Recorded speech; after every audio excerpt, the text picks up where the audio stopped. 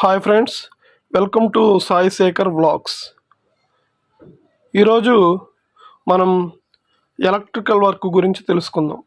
అంటే సాధారణంగా మన ఇంట్లో ఫ్యూజ్ కాలిపోయినప్పుడు ఎలక్ట్రీషియన్ మీద ఆధారపడకుండా మనకు మనమే సొంతంగా ఫ్యూజ్ అనేది ఎలా చేంజ్ చేసుకోవాలో ఈ వీడియో ద్వారా మీకు తెలియజేస్తాను.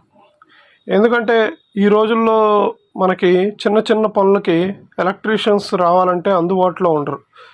కాబట్టి మనం ఫ్యూజ్ పోయినప్పుడు కంగారు పడకుండా మనకు మనమే సొంతంగా ఎవరి మీద ఆధారపడకుండా ఎలా చేంజ్ చేసుకోవాలో ఈ వీడియో ద్వారా మీకు తెలియజేస్తాను.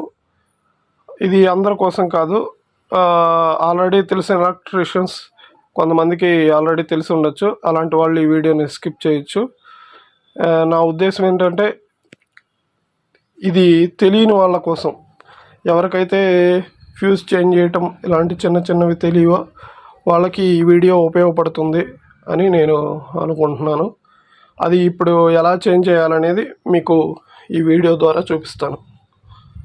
Let's go. ఇప్పుడు మనం ఫ్యూజ్ ఎలా చేంజ్ చేయాలో తెలుసుకుందాం. దీనికి ముందుగా మన కాళ్ళకి చెప్పులు వేసుకోవాలి, లేదా ప్లాస్టిక్ స్టూల్ అన్నా వేసుకోవాలి. ఎందుకంటే మన బాడీలో నుంచి ఎర్త్ అనేది డైరెక్ట్గా పాస్ అవ్వకుండా ఉండటం కోసం, మనకి ఎర్త్ రాకుండా ఉండడం కోసం ఈ జాగ్రత్తలు అనేవి తీసుకోవాలి.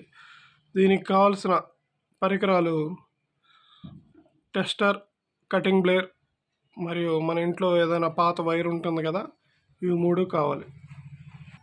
ఇదిగోండి, ఇది మెయిన్. మనం ఫస్ట్ ఫ్యూజ్ చేంజ్ చేయడం కోసం మెయిన్ స్విచ్ను ఆఫ్ చేసుకోవాలి.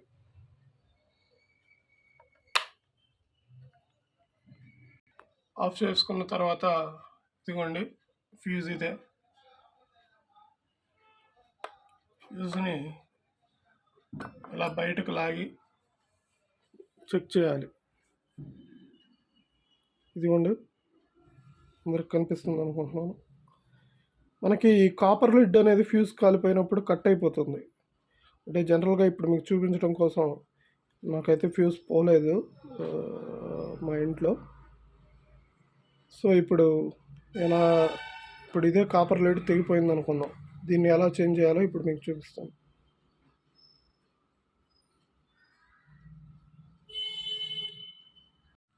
ఇదిగోండి ఫ్రెండ్స్, ఈ మూడు మనకు కావాలి. దీంతోపాటు మనకి బ్లేడ్ కూడా అవసరం అవుతుంది. బ్లేడ్ ఎందుకంటే మనం ఈ పాత వైర్ని కట్ చేసి కాపర్ లిడ్ని బయటికి తీయటం కోసం బ్లేడ్ అనేది మనకు ఉపయోగపడుతుంది.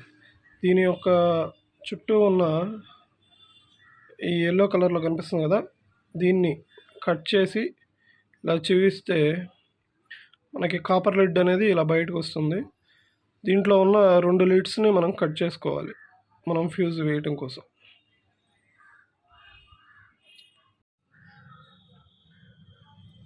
కనబడుతుంది అనుకుంటున్నాను.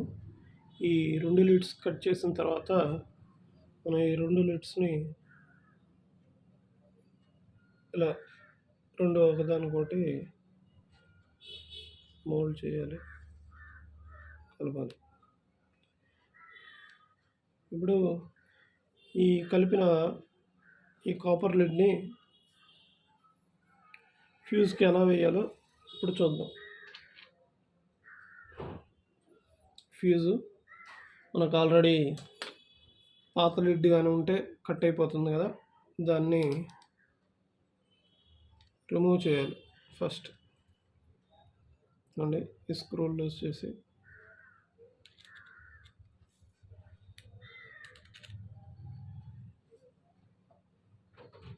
కాపర్ లిడ్ అనేది కట్ అయిపోయిన కాపర్ లిడ్ని రిమూవ్ చేయాలి.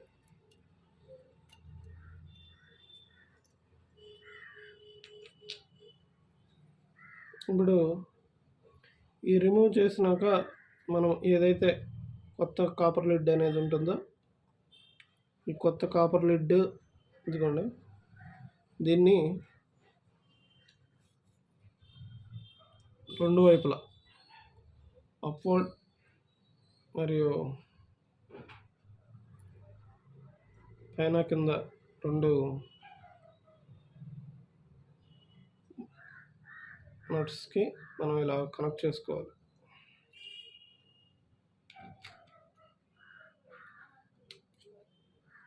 ఇదిగోండి ప్రాపర్గా ఇలా మనం కనెక్ట్ చేసుకున్న తర్వాత స్క్రూస్ అనేవి టైట్ చేసుకో.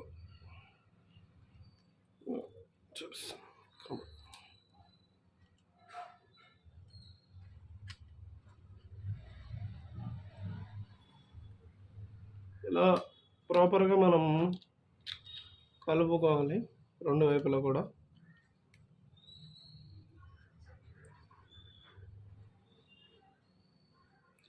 అంటే డీటెయిల్గా మీకు చూపించాలని చూపిస్తున్నాను. మీకు కానీ నా వీడియో ల్యాగ్ అనిపిస్తే ఫాస్ట్ ఫార్వర్డ్ కొట్టండి. చూడండి ఇలా రెండు ఒకదానికొకటి కలిపి టైట్ చేసినాక మనం దీన్ని ఆ ఫ్యూజ్ సాకెట్లోకి ఇన్సర్ట్ చేయాలి. అది ఎలానో ఇప్పుడు చూద్దాం. ఇదిగోండి ఫ్యూజ్ సాకెట్ దగ్గరికి మనకు వచ్చేసాం. ఇప్పుడు ఈ ఫ్యూజ్ మనం అయితే చేంజ్ చేసాం కదా, దాన్ని ఈ సాకెట్లోకి ఇన్సర్ట్ చేయాలి.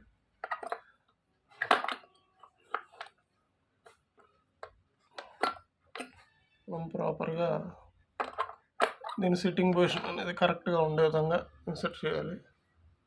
ఇన్సర్ట్ చేసాక ఓకే అనుకున్నాక మెయిన్ అనేది వేయాలి. ఇదిగోండి కరెంట్ అనేది మనకి మెయిన్లోకి వచ్చింది. ఇంతే ఫ్రెండ్స్, చాలా ఈజీ. మనం ప్రతి చిన్నదానికి ఎలక్ట్రీషియన్ మీద ఆధారపడకుండా మనం ఓన్గా ఎలా ఇంట్లోనే చేంజ్ చేసుకోవాలనేది మీరు ఈ వీడియో ద్వారా తెలుసుకున్నారనుకుంటున్నాను. మీకు ఈ వీడియో చాలా యూస్ఫుల్గా ఉంటుంది అనుకుంటున్నాను. ఎందుకంటే జనరల్గా ప్రతి ఒక్కళ్ళ ఇంట్లో పాత వైర్లు, బ్లేడ్లు అనేవి కామన్గా ఉంటాయి కాబట్టి. Anyway, thanks for watching. If you like this video, please like, share and subscribe.